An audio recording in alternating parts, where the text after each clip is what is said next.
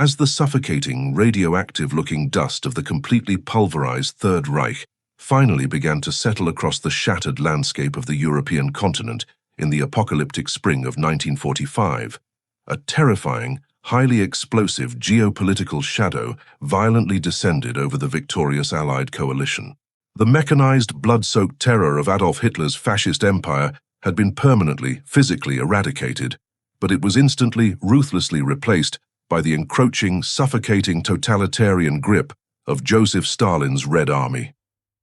For millions of desperate, terrified Eastern Europeans who had previously found themselves trapped between the two most brutal, psychopathic dictatorships of the 20th century, the glorious, heavily celebrated cessation of military hostilities did not represent liberation or peace.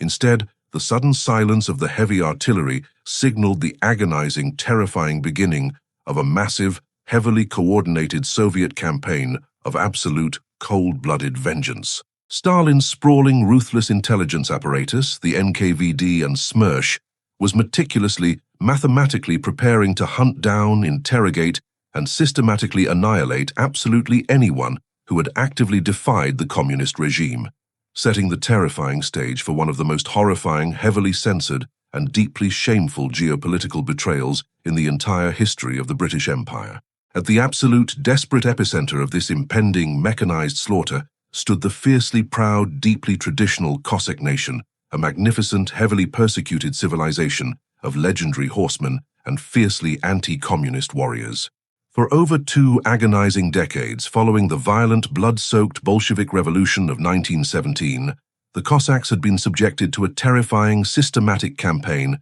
of absolute genocide by the Soviet state, enduring mass executions, forced deportations, and catastrophic engineered famines that mathematically decimated their ancient culture. When the apocalyptic, mechanized fury of the German Wehrmacht violently invaded the Soviet Union in the summer of 1941, tens of thousands of deeply traumatized, fiercely embittered Cossack men viewed the advancing Nazi panzers not as a foreign fascist plague, but as a desperate, God-sent military salvation from the suffocating tyranny of Joseph Stalin. In a tragic, deeply controversial geopolitical alliance, forged entirely in the fires of mutual hatred for the Kremlin, massive, heavily armed cavalry divisions of Cossacks officially aligned themselves with the German military apparatus, fighting a ruthless, deeply personal civil war against the Red Army on the freezing, pulverized battlefields of the Eastern Front. However, when the catastrophic, undeniable mathematical reality of the massive Soviet counteroffensive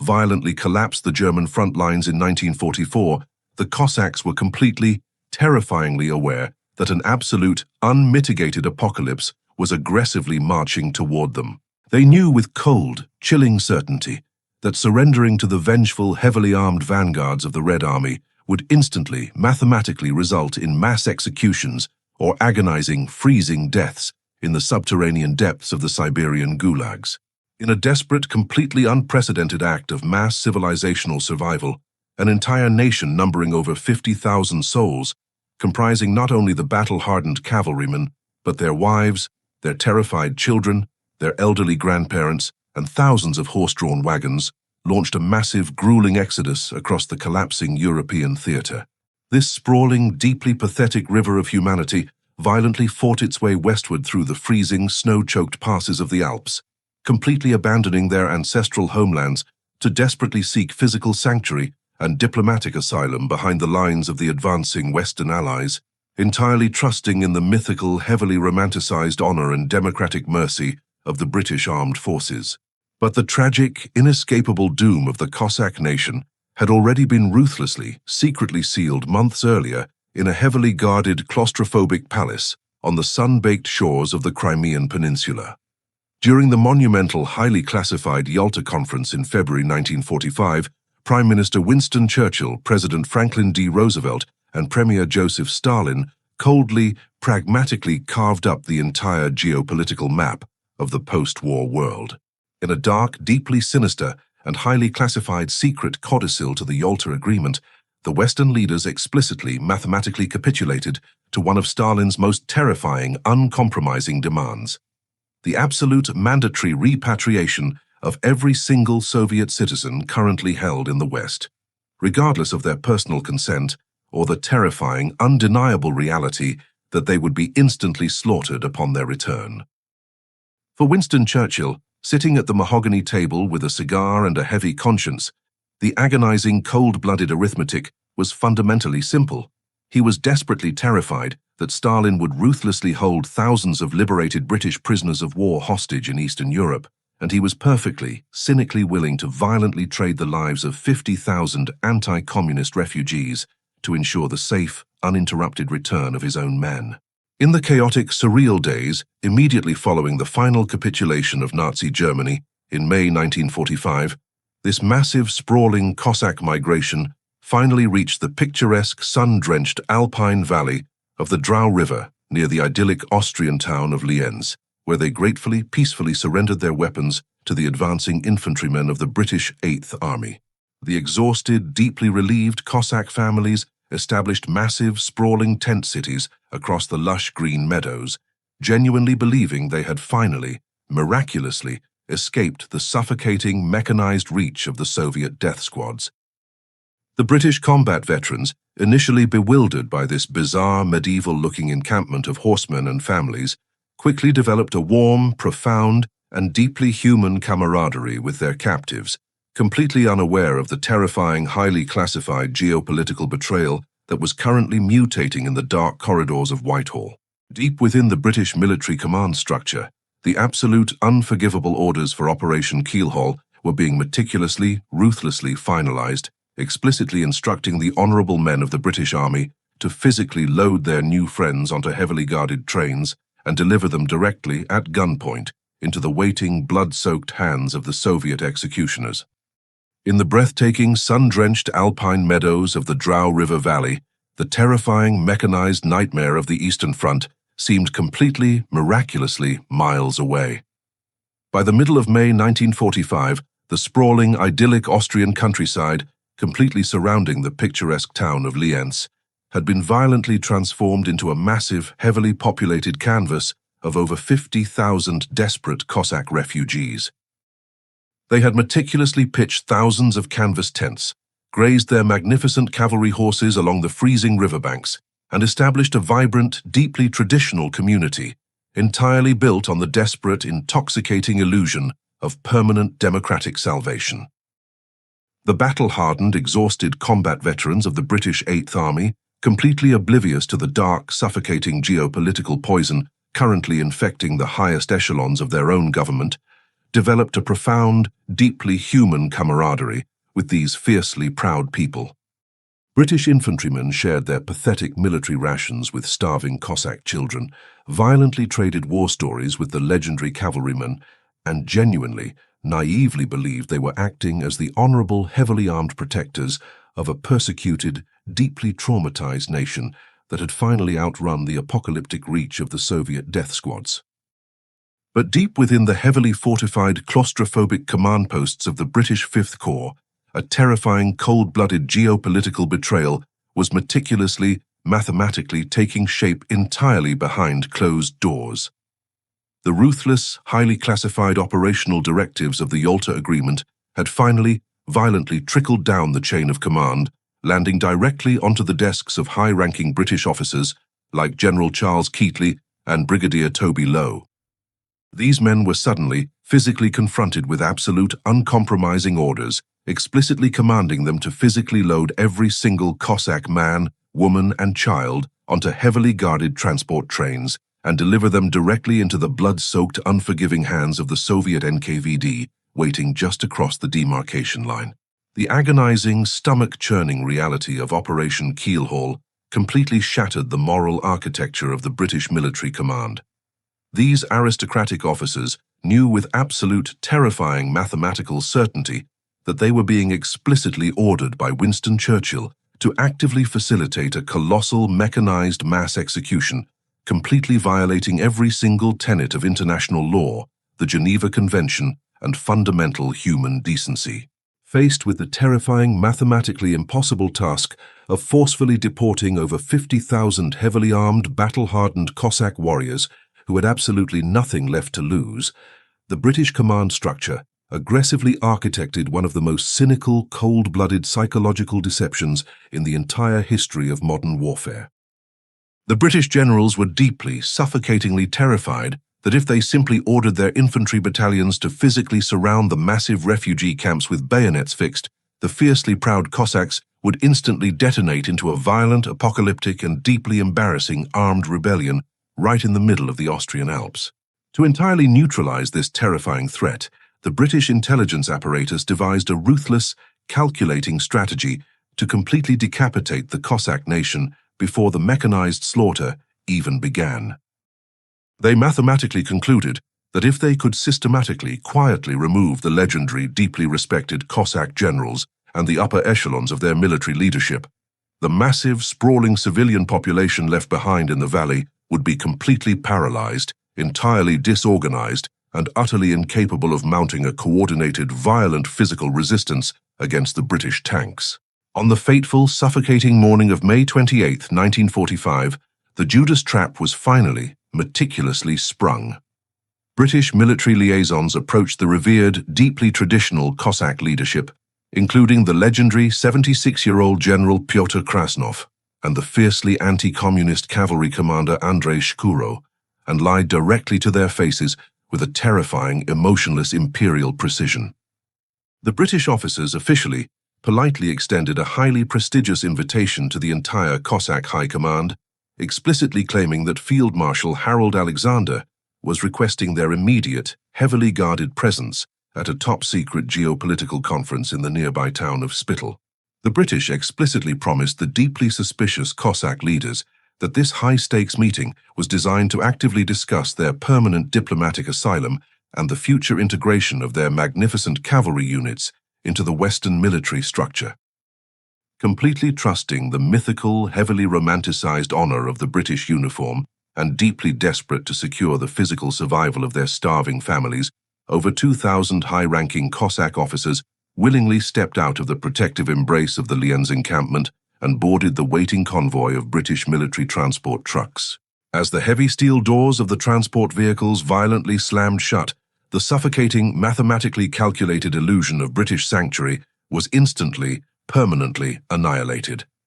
The smiling, friendly British infantrymen who had just shared their rations were suddenly, violently replaced by cold, heavily armed military police who aggressively racked the bolts of their Lee Enfield rifles and surrounded the convoy. The terrified, profoundly betrayed Cossack generals were not driven to a prestigious diplomatic conference. They were violently transported directly into a claustrophobic, heavily fortified internment camp, completely surrounded by massive coils of razor-sharp barbed wire and overlapping fields of rapid-fire machine guns. As the agonizing, suffocating realization of their total geopolitical betrayal violently crashed down upon the imprisoned leadership, the legendary General Krasnov reportedly wept in absolute, paralyzing disbelief, completely shattered by the horrifying mathematical certainty that the British Empire had cynically, coldly decapitated his nation, leaving 50,000 terrified women, children, and leaderless soldiers completely exposed to the apocalyptic, mechanized fury of Stalin's approaching executioners. As the sun rose over the picturesque Drau Valley on May 29, 1945, the 50,000 Cossack refugees remaining in the sprawling Lienz encampment awoke to a deeply terrifying, suffocatingly heavy silence. The legendary generals and the fiercely respected cavalry commanders who had been systematically lured away the previous day had absolutely not returned, and the agonizing mathematical reality of their permanent absence began to violently ripple through the sea of canvas tents. The warm, deeply human camaraderie that had characterized the previous weeks of British occupation was instantly, coldly evaporated, replaced by a terrifying, highly mechanized display of absolute imperial force. The friendly infantrymen who had shared their rations were suddenly replaced by heavily armed, grim-faced soldiers of the 8th Army who aggressively positioned massive Bren gun carriers, Sherman tanks, and overlapping arrays of rapid-fire machine guns along the entire perimeter of the valley, physically sealing all avenues of escape. The horrifying, undeniable realization of the Judas Trap violently crashed down upon the leaderless Cossack families. They had been completely, cynically decapitated by the British High Command, entirely abandoned to face the impending blood-soaked fury of the Soviet repatriation apparatus without a single military commander to coordinate their defense.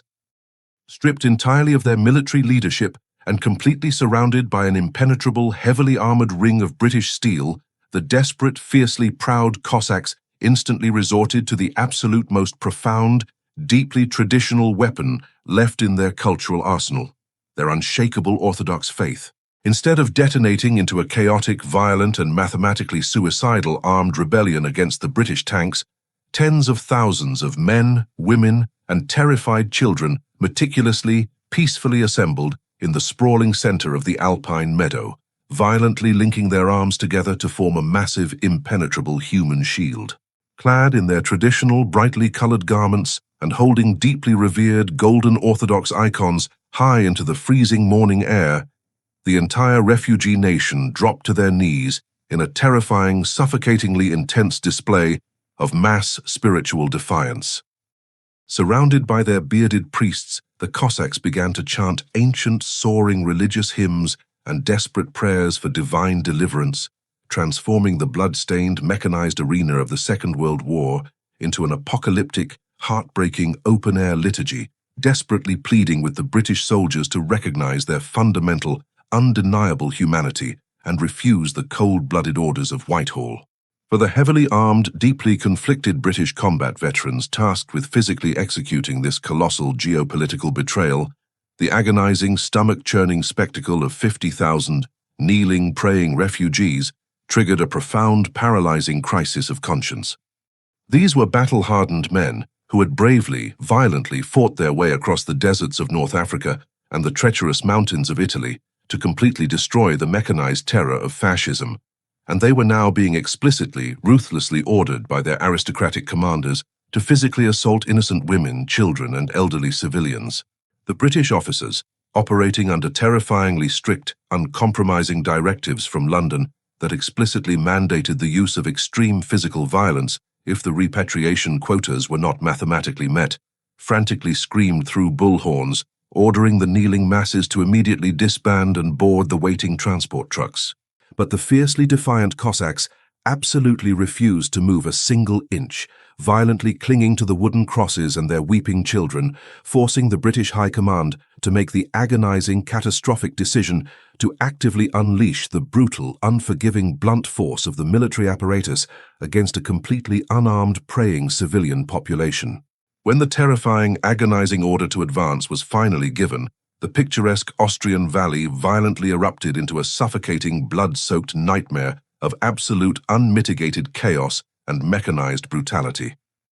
British soldiers, many of them openly weeping in profound, paralyzing disgust at their own horrific actions, aggressively charged into the densely packed sea of humanity, violently wielding wooden batons, the heavy steel butts of their Lee Enfield rifles, and fixed bayonets to physically shatter the tightly linked human chains. The sheer, staggering brutality of the extraction was deeply sickening. Terrified women were violently dragged by their hair across the blood-stained grass. Screaming children were ruthlessly torn from the desperate, suffocating embraces of their mothers, and deeply revered Orthodox priests were brutally beaten to the ground, their golden icons violently trampled into the alpine mud by British combat boots. The agonizing mathematical reality of Operation Keelhaul was finally exposed in all its cold-blooded psychopathic horror as the honorable, democratic liberators of Europe systematically, ruthlessly battered a defenseless refugee population into absolute physical submission, aggressively hurling the bleeding, shattered bodies of the Cossacks into the dark, claustrophobic bellies of the waiting transport trucks like disposable, unwanted livestock. Faced with the absolute, terrifying mathematical certainty that boarding the British transport trucks meant a direct, non-stop journey into the suffocating, blood-soaked execution chambers of Joseph Stalin's NKVD, a massive, horrifying wave of spontaneous, apocalyptic mass suicide violently swept through the pulverized Lyons encampment. Rather than be forcefully handed over to the vengeful, mechanized terror of the Soviet state, hundreds of deeply traumatized, fiercely proud Cossack families made the agonizing, unfathomable decision to actively, violently terminate their own lives right in front of the horrified British soldiers. Mothers frantically, desperately tied their screaming infants to their chests with thick ropes and threw themselves headfirst into the freezing, violently rushing, and mathematically lethal currents of the Drau River, instantly drowning in a terrifying display of absolute, uncompromising geopolitical despair. Elderly men violently slashed their own throats with hidden razors, while entire families locked themselves inside their canvas tents and deliberately set them ablaze, transforming the idyllic alpine meadow into a sprawling, apocalyptic inferno of burning flesh and completely shattered democratic promises, permanently staining the triumphant legacy of the British Eighth Army with the deeply agonizing, unforgivable blood of the betrayed. When the horrific blood-soaked dust finally settled over the pulverized, burning remnants of the Lyons encampment, the agonizing mechanical reality of Operation Keelhaul violently accelerated into its most terrifying, claustrophobic phase.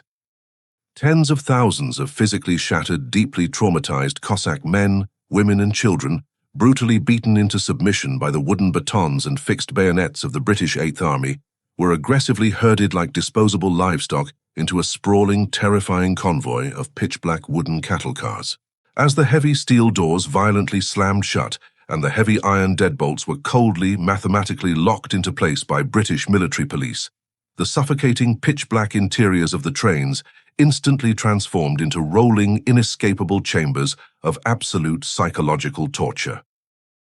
Completely stripped of their legendary cavalry horses, their golden orthodox icons, and their fundamental human dignity, the fiercely proud Cossack refugees were violently plunged into a terrifying, unventilated abyss, desperately gasping for oxygen in the suffocating summer heat, as the massive locomotives slowly, agonizingly began to grind their way eastward out of the picturesque Austrian Alps,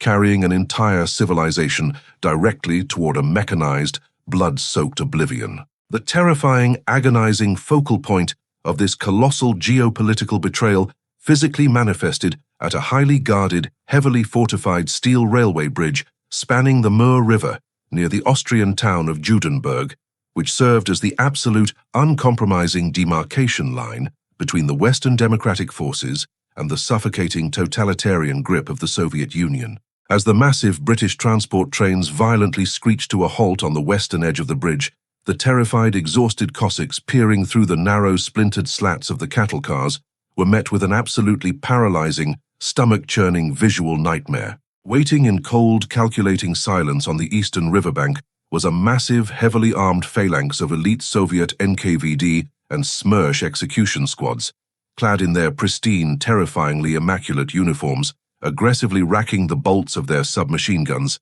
and staring across the water with a dark, psychopathic hunger. For the deeply conflicted British infantrymen tasked with physically executing this agonizing handover, the bridge at Judenburg became a profound, suffocating monument to their own lost honor, as they were forced to stand at attention and mathematically, cold-bloodedly deliver 50,000 screaming, pleading refugees directly into the gaping, mechanized maw of Joseph Stalin's state-sponsored terror apparatus. The absolute bureaucratic mechanics of the physical handover at Judenburg were executed with a terrifying, emotionless industrial precision that completely defied the staggering, apocalyptic human tragedy unfolding on the steel bridge. British military commanders, operating under strict, heavily encrypted directives from Whitehall that explicitly forbade any unauthorized humanitarian interference, meticulously cross-referenced their heavily redacted passenger manifests, coldly exchanging signed, stamped deportation receipts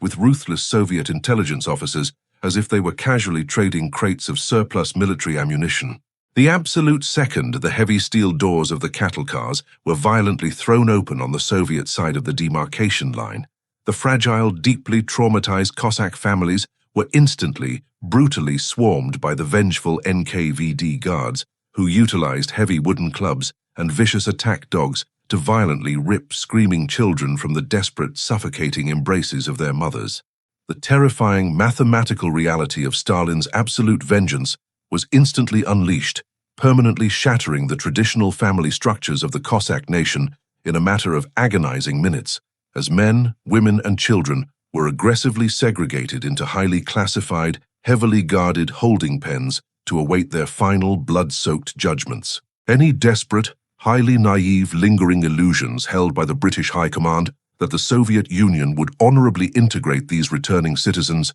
were instantly, violently incinerated by the deafening, percussive roar of rapid-fire machine guns echoing from the dark, dense forests immediately surrounding the Judenburg railway station. The terrifying, undeniable truth of the Cossacks' apocalyptic fears was mathematically validated within hours of the handover, as the Soviet NKVD aggressively initiated a massive, cold-blooded, and completely illegal mass execution of anyone deemed an immediate, unredeemable threat to the communist regime. Deep within the heavily guarded tree line, thousands of fiercely proud Cossack officers, defiant Orthodox priests, and anti-communist intellectuals were systematically, ruthlessly forced to their knees at the edge of massive, freshly dug anti-tank ditches and violently shot in the back of the head. Their bleeding, shattered corpses casually kicked into the mass graves before the British trains had even fully decoupled from the station. The honorable democratic liberators of Western Europe were forced to sit in their idling transport vehicles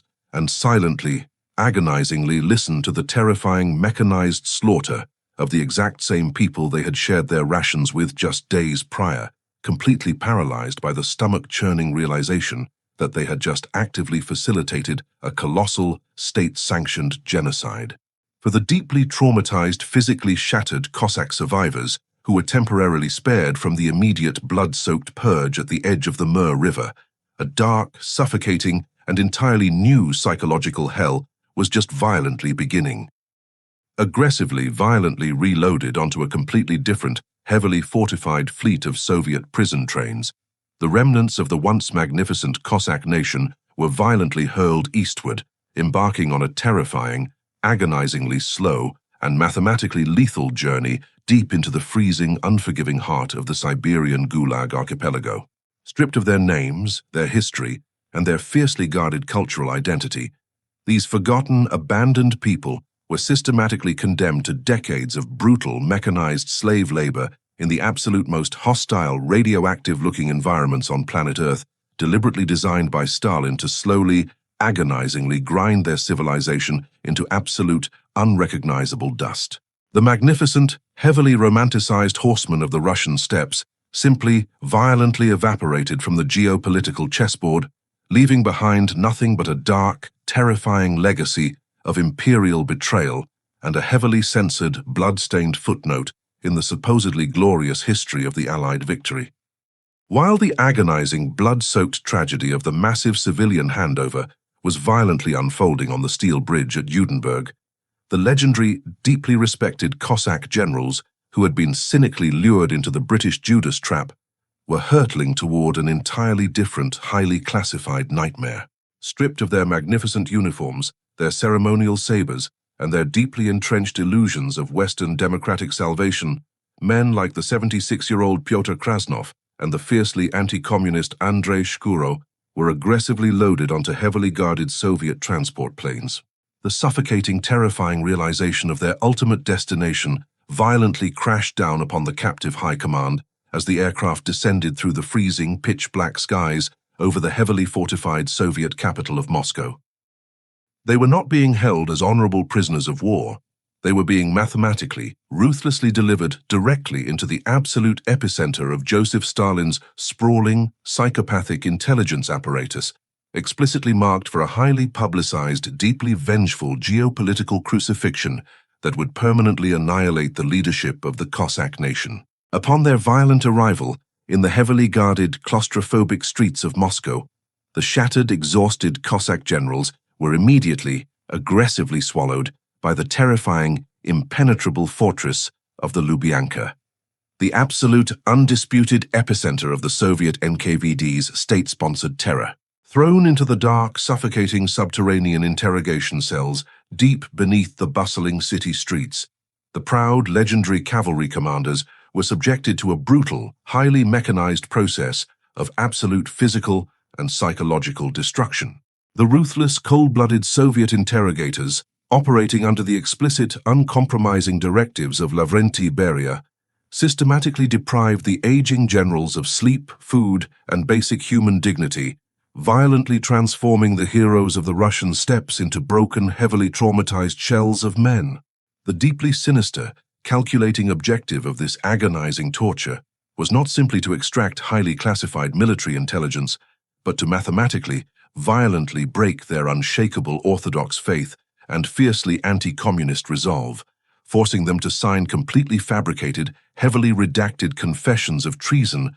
against a Soviet state that many of them had absolutely never even belonged to. The sheer staggering geopolitical absurdity of the Soviet interrogation process was profoundly, sickeningly magnified by the undeniable historical reality that General Pyotr Krasnov had absolutely never been a citizen of the Soviet Union. As a fiercely loyal officer of the fallen Russian Empire who had fought a massive, blood-soaked civil war against the Bolsheviks decades prior, Krasnov held a legitimate, internationally recognized Nansen passport, making his violent deportation by the British government a catastrophic, uncompromising violation of international law. Yet inside the suffocating, windowless interrogation chambers of the Lubyanka, the cold, emotionless arithmetic of Stalin's vengeance completely, violently ignored all diplomatic technicalities and legal frameworks. The Soviet inquisitors relentlessly, psychopathically battered the 76-year-old general, aggressively demanding that he publicly, humiliatingly confess to orchestrating a colossal, mechanized fascist conspiracy against the global communist utopia, mathematically ensuring that his legendary, deeply romanticized legacy would be permanently, violently smeared with the unforgivable stain of Nazi collaboration. After 19 agonizing, heavily classified months of absolute, unmitigated psychological torture and physical deprivation in the freezing depths of the Soviet prison system,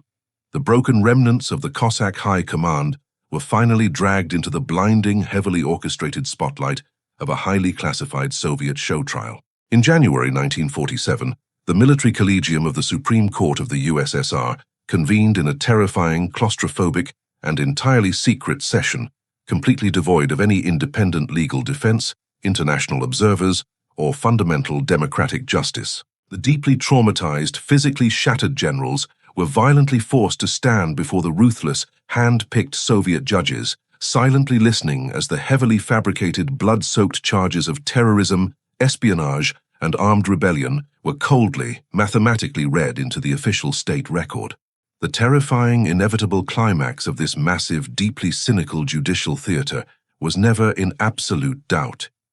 The entire sprawling apparatus of the Soviet legal system had been explicitly, meticulously engineered to mathematically deliver a single, uncompromising verdict of absolute mechanized annihilation. On the freezing, pitch-black evening of January 16, 1947, the dark, suffocating saga of the Cossack leadership was violently, permanently terminated in the heavily guarded, blood-stained courtyard of the Lefortovo prison in Moscow. General Pyotr Krasnov, General Andrei Shkuro, and the absolute highest echelons of the fiercely anti-communist cavalry command were aggressively marched to the gallows, violently stripped of their final remnants of human dignity, and brutally, unceremoniously hanged by the neck until dead.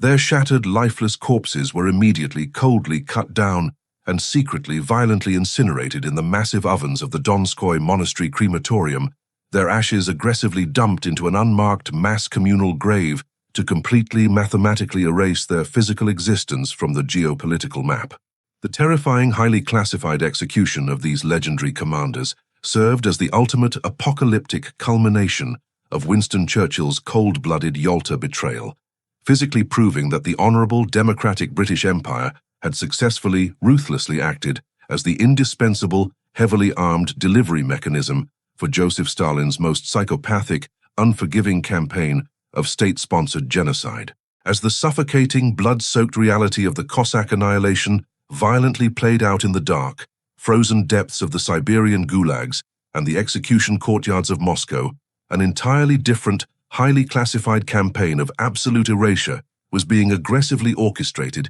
in the claustrophobic corridors of London. Before the freezing, rushing waters of the Drau River had even mathematically washed away the physical, agonizing evidence of the mass suicides at Lyons, the aristocratic architects of the British High Command immediately initiated a colossal, deeply cynical, and heavily coordinated intelligence cover-up. Prime Minister Winston Churchill and the highest echelons of the Foreign Office were utterly paralyzingly terrified that if the traumatized British public, who were currently joyously celebrating the glorious mythological victory of VE Day, discovered the stomach-churning truth of Operation Keelhaul, the entire moral architecture of the good war would be permanently, violently shattered. To prevent this catastrophic domestic outrage, Whitehall aggressively deployed the absolute uncompromising weight of the Official Secrets Act, meticulously transforming one of the most horrifying, state-sponsored betrayals of the 20th century into a heavily redacted, completely invisible ghost story. The terrifying, uncompromising epicenter of this massive bureaucratic silencing directly targeted the deeply traumatized, battle-hardened veterans of the British Eighth Army who had been violently forced to physically execute the agonizing handover.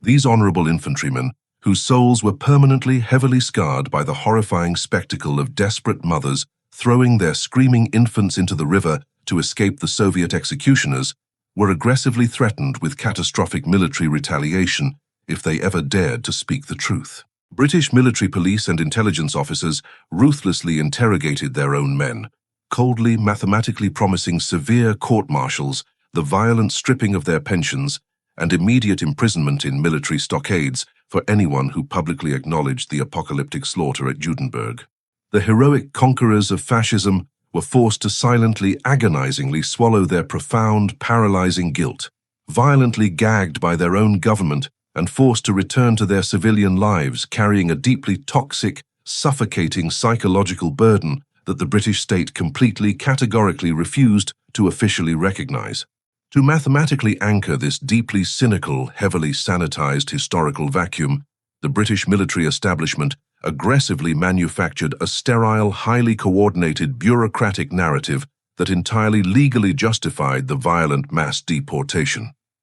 The chilling, calculating political defense engineered by the Foreign Office revolved entirely around the terrifying, undeniable geopolitical hostage crisis regarding British prisoners of war. The British government coldly, pragmatically argued that Joseph Stalin's massive, heavily armed Red Army had physically overrun dozens of German POW camps in Eastern Europe, capturing thousands of liberated British and Commonwealth soldiers.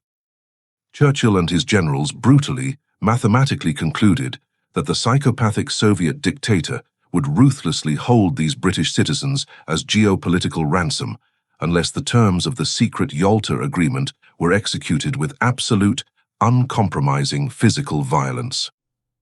In the terrifying, emotionless arithmetic of total war, the British High Command consciously, deliberately traded the lives of 50,000 fiercely anti-communist Cossack refugees to mathematically guarantee the safe, uninterrupted repatriation of their own men, a cold-blooded imperial transaction meticulously hidden beneath layers of top-secret classification stamps. The physical, geographical erasure of the apocalyptic betrayal was executed with the exact same terrifying industrial precision as the mechanized slaughter itself. In the immediate, highly classified aftermath of the deportations, heavily armored British engineering units and massive military bulldozers aggressively descended upon the picturesque, blood-stained alpine meadows of Lienz. They violently crushed the remaining canvas tents, systematically incinerated the abandoned personal belongings, and ruthlessly plowed the alpine mud to mathematically erase any physical trace of the sprawling Cossack encampment. The deeply revered golden Orthodox icons that had been trampled into the dirt, the mass graves of the suicide victims, and the agonizing, silent remnants of a completely shattered civilization were deliberately, violently paved over by the advancing wheels of Western democracy.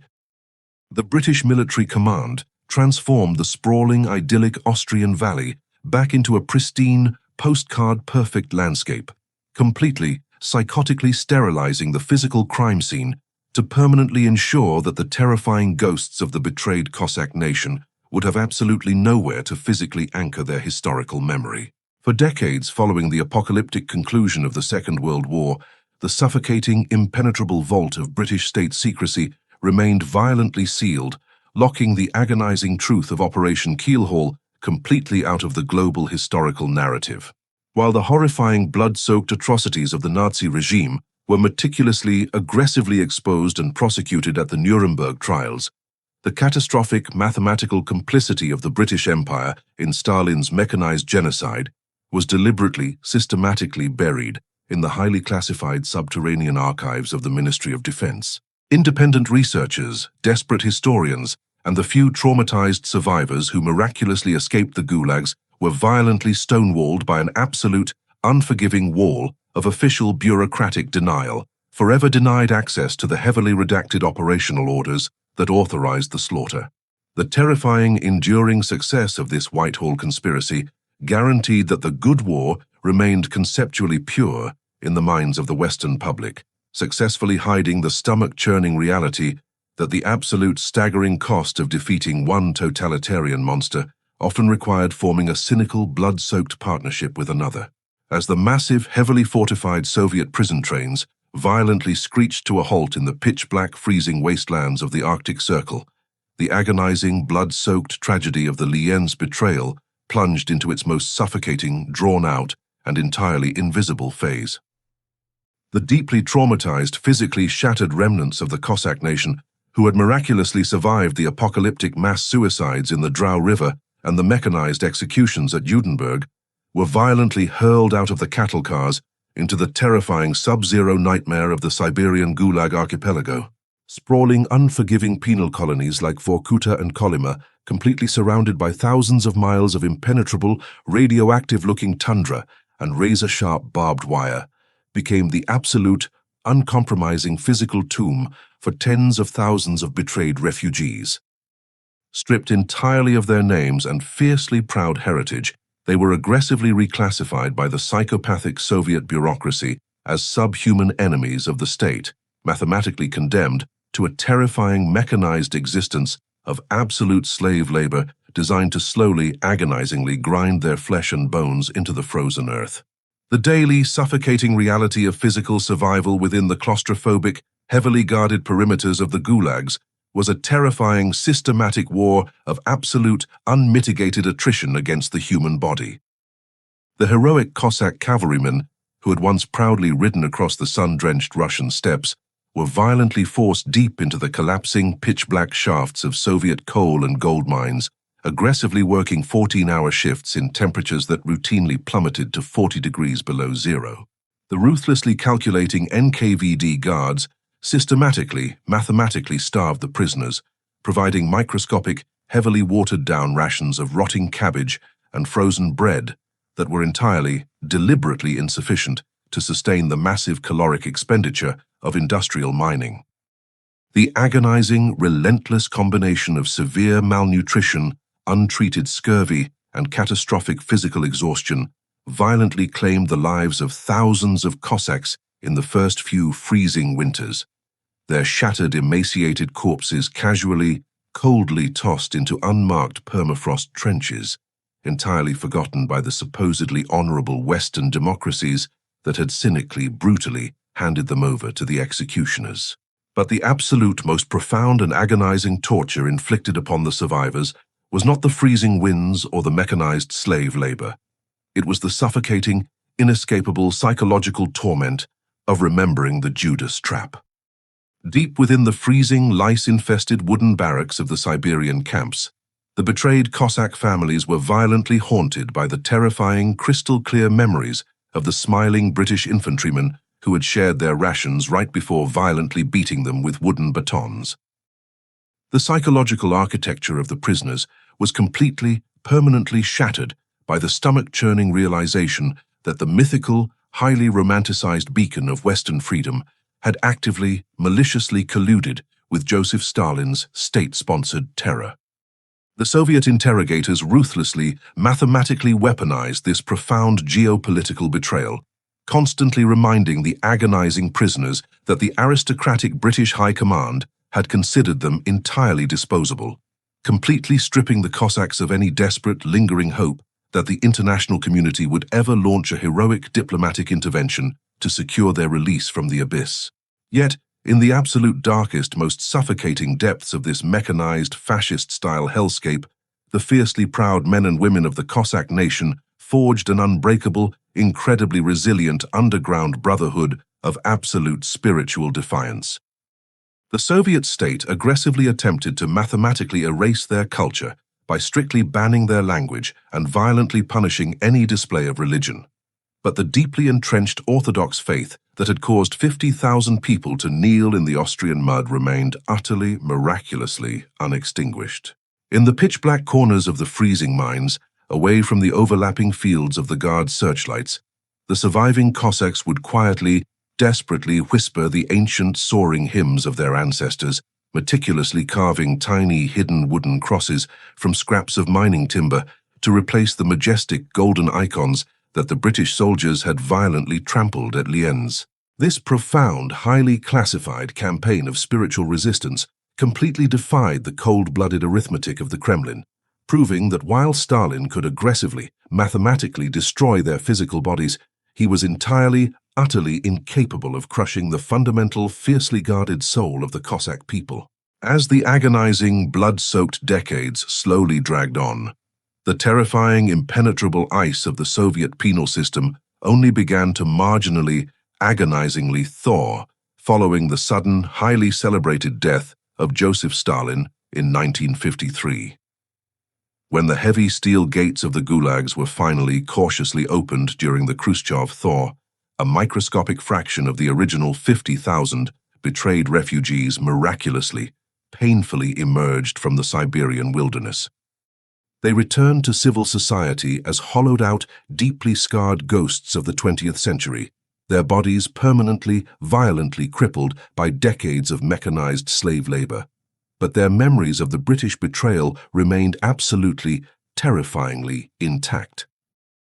These silent, heavily traumatized survivors completely mathematically defied the colossal, deeply cynical Whitehall cover-up, carrying the agonizing, stomach-churning truth of Operation Keelhaul entirely hidden within their minds, patiently waiting for the terrifying wall of Western state secrecy to finally collapse so the entire world could witness the absolute, unforgivable cost of Winston Churchill's cold-blooded Yalta Compromise. When the impenetrable, heavily fortified vaults of the British National Archives finally agonizingly began to crack open under the relentless pressure of historical inquiry decades after the apocalyptic conclusion of the Second World War, the suffocating, blood-soaked ghost of Operation Keelhaul violently erupted into the modern geopolitical consciousness. The highly classified, deeply cynical operational orders, bearing the unmistakable signatures of the British High Command, were physically dragged into the unforgiving light of day, completely, mathematically destroying the heavily sanitized bureaucratic lies of the Whitehall conspiracy. For the very first time, the traumatized global public was violently forced to read the cold, emotionless imperial arithmetic that explicitly authorized the mechanized slaughter of 50,000 fiercely anti-communist Cossack refugees, permanently exposing the stomach-churning reality that the honorable democratic liberators of Europe had actively, deliberately operated as the heavily armed deportation apparatus for Joseph Stalin's state-sponsored terror. The profound, highly explosive declassification of these dark diplomatic secrets completely and violently shattered the deeply romanticized, heavily protected mythological narrative of the Good War. While the surviving architects of the Third Reich were rightfully, aggressively prosecuted and hanged for their apocalyptic crimes against humanity at the monumental Nuremberg trials, the aristocratic British commanders who ruthlessly orchestrated the Judas Trap at Lienz faced absolutely zero international legal consequences. They retired with prestigious military honors, their chests covered in glittering medals, while the shattered, emaciated Cossack survivors continued to freeze to death in the suffocating pitch-black depths of the Siberian Gulags. This terrifying, undeniable double standard violently forces the modern observer to confront a deeply agonizing moral abyss. The realization that the absolute, staggering geopolitical victory over global fascism was partially purchased with the cynical, blood-stained currency of unpunished Allied war crimes and catastrophic human betrayal. Today, the breathtaking, sun-drenched alpine meadows of the Drau River Valley stand as a profoundly haunting, deeply unsettling physical monument to this colossal geopolitical tragedy. The idyllic Austrian town of Lienz, once the sprawling, vibrant epicenter of a desperate refugee nation, now hosts a small, intensely quiet Cossack cemetery, where pristine Orthodox crosses mark the mass graves of the terrified mothers who violently threw themselves into the freezing, rushing waters rather than surrender to the Soviet executioners. Every single year, the descendants of the miraculously surviving Gulag prisoners gather on the blood-stained grass to perform the exact same soaring, ancient religious hymns that their ancestors desperately chanted while surrounded by the fixed bayonets of the British Eighth Army. It is a terrifying, heartbreaking geographical scar, a permanent physical reminder that the pristine beauty of the European landscape was completely, ruthlessly fertilized by the agonizing blood of the betrayed, forever echoing with the suffocating screams of the families who trusted the mythical honor of the British uniform. But as we stare directly into the terrifying labyrinthine shadows of the Yalta Agreement, we are violently forced to grapple with the absolute most fiercely debated, deeply uncomfortable, and completely unanswerable moral question of the entire 20th century. Was Prime Minister Winston Churchill, a cold-blooded psychopathic imperialist who callously, maliciously fed 50,000 innocent people into a mechanized meat grinder merely to appease a paranoid Soviet dictator? Or was he a desperately cornered, highly pragmatic wartime leader who stared at the terrifying, mathematically unforgiving reality that Stalin held thousands of liberated British prisoners of war hostage, forcing the Prime Minister to execute a deeply sickening but absolutely necessary geopolitical transaction to bring his own men home? This agonizing, stomach-churning debate completely redefines the terrifying nature of global leadership,